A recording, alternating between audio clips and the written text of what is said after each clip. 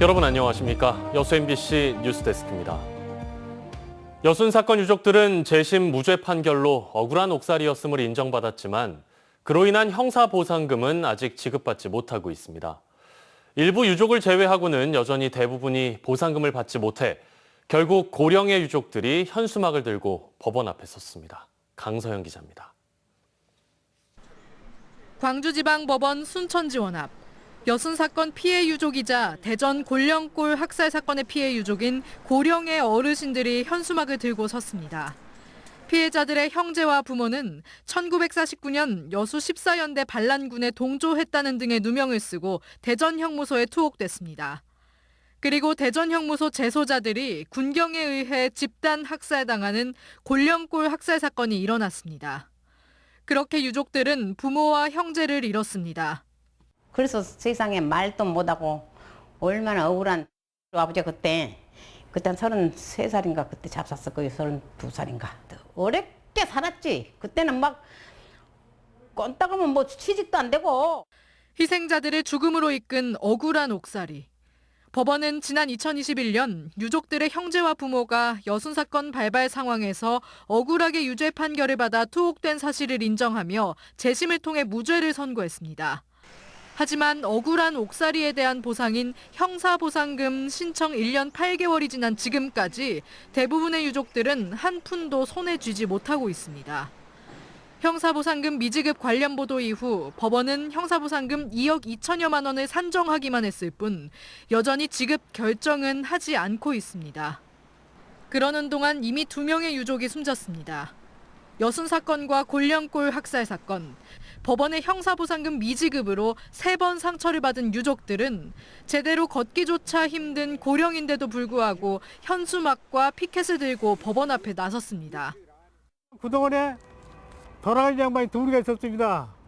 우리가 죽기 전에 아버지, 할아버지, 형제가 옥살이 한 그 돈 받아보고 죽었으면 좋겠다 하는 것이 저희들의 소원입니다. 광주지방법원 순천지원은 피해 유족들의 상속관계가 복잡하다 보니 지급 결정이 늦어지고 있으며 신속한 처리를 위해 노력하고 있다는 올해 초의 입장을 똑같이 반복하고 있습니다. MBC 뉴스 강서영입니다. 조업 도중 북한에 납치돼 귀환한 뒤 간첩으로 몰려 억울한 옥살이를 한 납북 귀환 어부 84살 신평옥 씨에 대해 법원이 재심 개시를 결정했습니다. 광주고등법원 형사 1부는 지난해 10월 불법 구금과 가혹 행위로 부당한 유죄 판결을 받았다며 신 씨가 제기한 재심 청구를 받아들여 최근 재심 개시 결정을 내렸습니다. 여수선적 독림호의 선장이었던 신평옥 씨는 1971년 인천 연평도 인근에서 조기를 잡던 중 선원들과 함께 북한 경비정에 의해 납치됐다가 귀환했지만 국가보안법 등을 위반한 혐의로 유죄를 선고받아 징역 1년 6개월형을 살았습니다. 이전 부서를 두고 논란이 일었던 전라남도 조직 개편안이 도의회 상임위원회를 통과했습니다. 전라남도의회 기획행정위원회는 오늘 동부지역본부 부서 조정 등의 내용을 담은 전라남도 행정기구 설치 조례 개정안 등을 의결하고 내일 열리는 본회의에 상정하기로 했습니다. 개정안에는 동부지역본부 조직을 일자리 투자유치국과 문화용성국, 환경산림국, 여순사건 지원단 등으로 재편하는 내용 등이 담겨 있습니다. 한편 전남 서부권 도의원들은 동부지역본부 기능과 인력을 확대하는 조직 개편안에 반대하며 회의장에서 피켓 시위를 벌였습니다. 여수에서는 생활형 숙박시설의 용도 변경 문제가 뜨거운 감자입니다. 숙박시설일 때와 주거시설일 때 주차장 설치 기준이 다른데요. 생활형 숙박시설 주민들이 관련 기준을 완화하는 내용의 조례를 발의했습니다.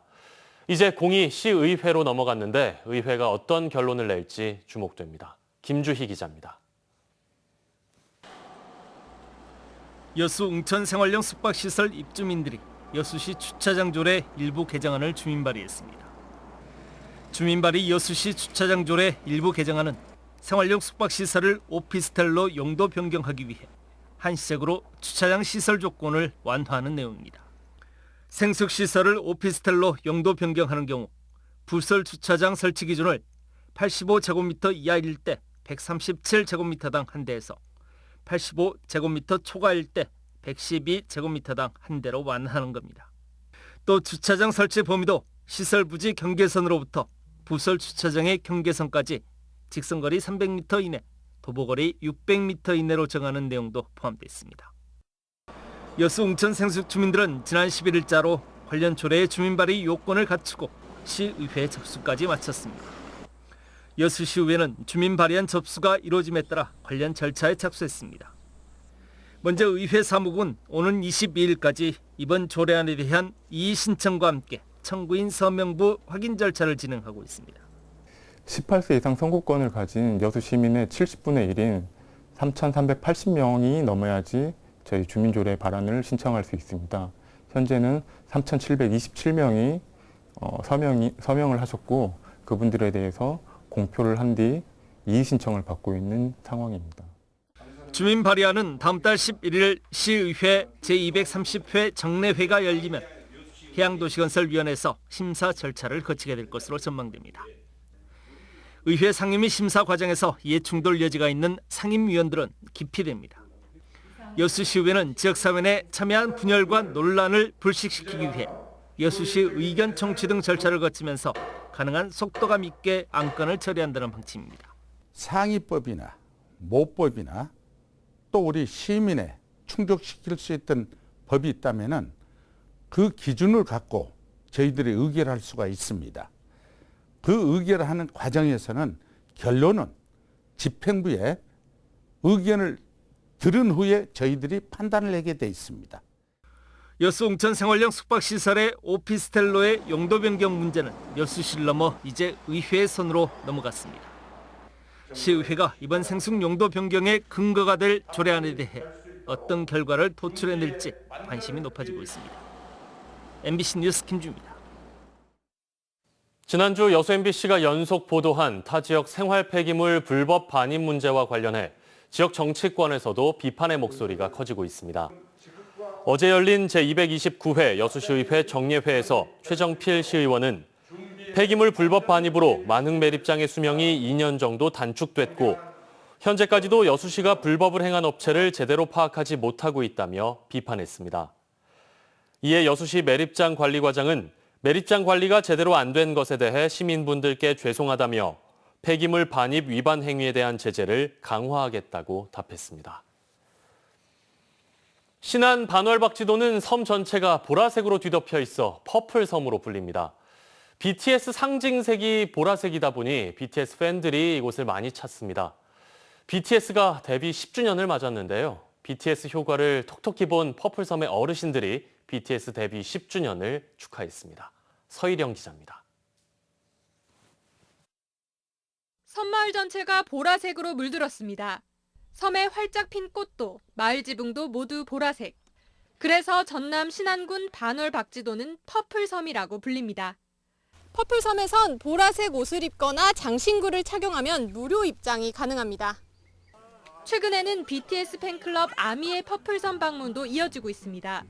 BTS의 상징색이 보라색이고 섬 곳곳에 BTS와 관련된 조형물이 있기 때문입니다. 아이퍼플류, BTS 멤버인 뷔가 만든 신조어이자 유행어입니다. As a BTS fan, I find this enjoyable and I think it's pretty exciting how everything's purple and I think it brightens up the island and makes it a lot prettier as well. BTS 효과를 톡톡히 본 퍼플섬 어르신들은 더욱 BTS의 열성 팬이 되기도 했습니다.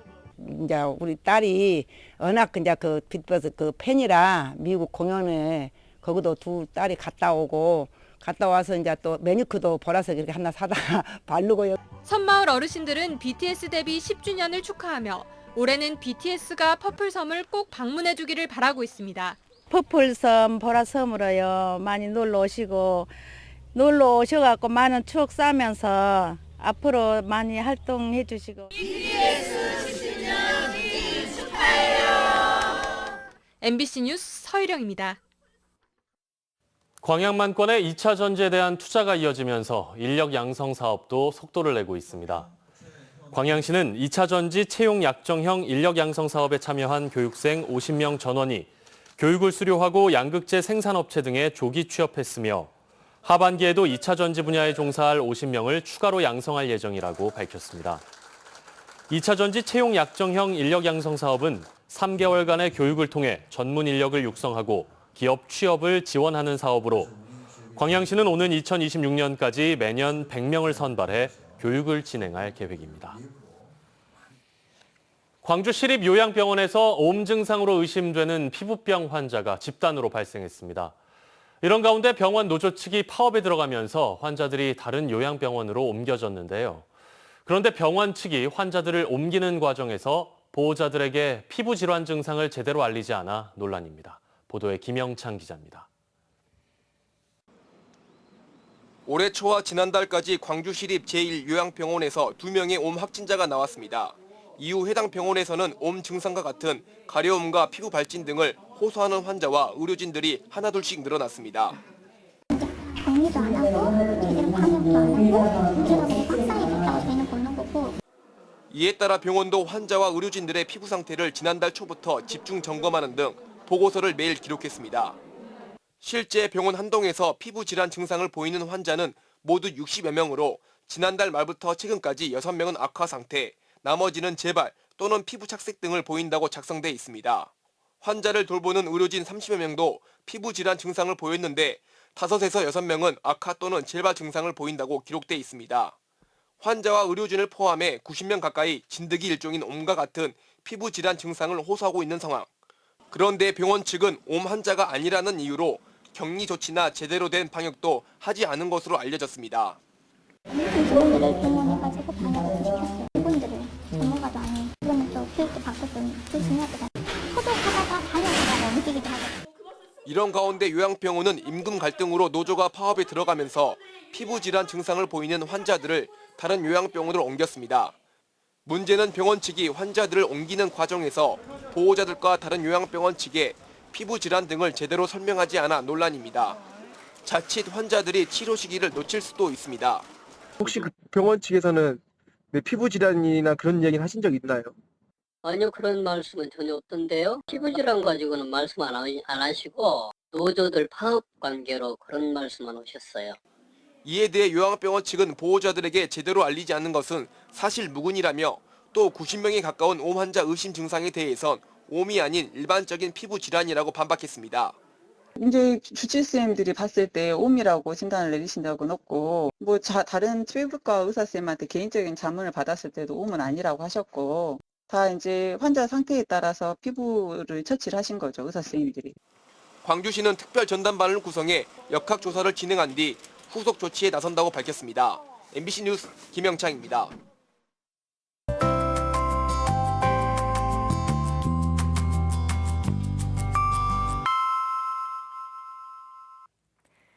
날씨와 생활정보 정리해드리는 생활포커스입니다.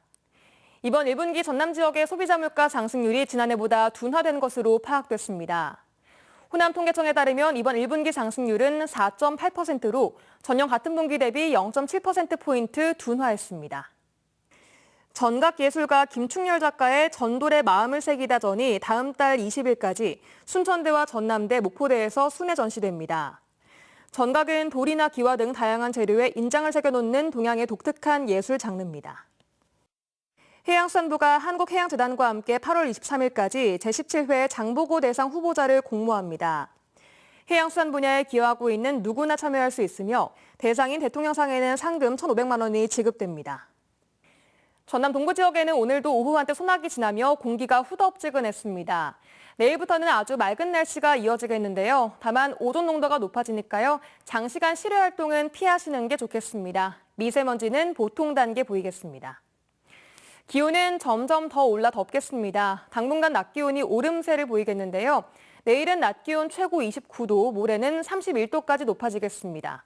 보시는 것처럼 10도 이상의 큰 일교차와 함께 낮 더위에 주의하셔야겠습니다. 자세한 지역별 기온 보겠습니다. 아침 기온은 여수가 19도, 순천 18도, 고흥 16도로 예상되고요. 한낮 기온은 여수 26도, 순천 광양 29도로 오늘과 비슷하거나 조금 높겠습니다. 내일 해상에도 맑은 하늘 드러나겠습니다. 바다의 물결은 앞바다에서 0.5m, 먼바다에서는 최고 1m로 잔잔하게 일겠습니다. 여수의 내일 만조 시각은 오전 7시 40분, 간조 시각은 낮 1시 40분입니다. 지금까지 생활포커스 송유라였습니다. 순천시가 유네스코 생물권 보전지역 지정 5주년을 기념해 관내 초등학생들을 대상으로 어린이 그림 그리기 대회를 개최합니다. 이번 대회는 순천의 우수한 생태계, 자연과 인간이 조화롭게 살아가는 모습이란 주제로 각 학교를 통해 오는 30일까지 순천시청 기후에너지과에 제출하면 됩니다. 순천시는 전 지역이 생태계의 우수성을 인정받아 2018년 7월 25일 유네스코로부터 생물권 보전지역으로 지정됐고 생물 다양성 증진을 위한 생태계 복원 등의 다양한 시책을 추진하고 있습니다.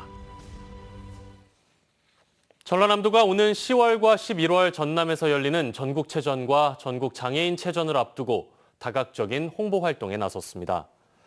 전남도는 전국체전 홍보 유튜브 콘텐츠를 제작하고 광화문 광장과 용산역 등의 대형 전광판에도 전국체전 홍보를 이어가고 있습니다.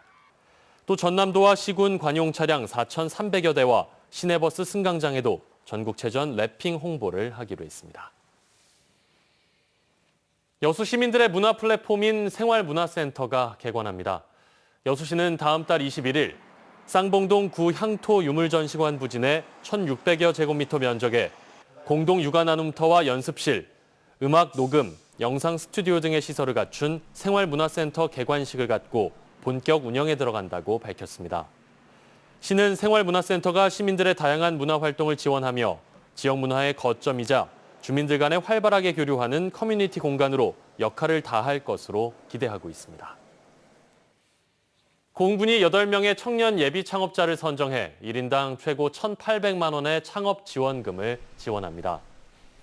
공군 창업도전 프로젝트 사업은 지역 내 자원을 활용한 창의적인 아이디어를 기반으로 이미 각자의 창업 계획을 구체화했으며 창업 지원금은 인테리어와 상품 개발, 홍보 마케팅 등에 쓰이고 사업의 완성도를 높이기 위해 전남 창조경제혁신센터에 위탁 운영됩니다.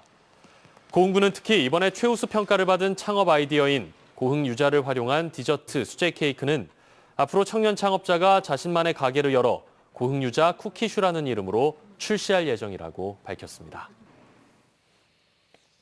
순천시가 반려동물 친화도시 구축을 위한 첫 거점 공간으로 반려동물 문화센터를 임시 운영하고 있습니다.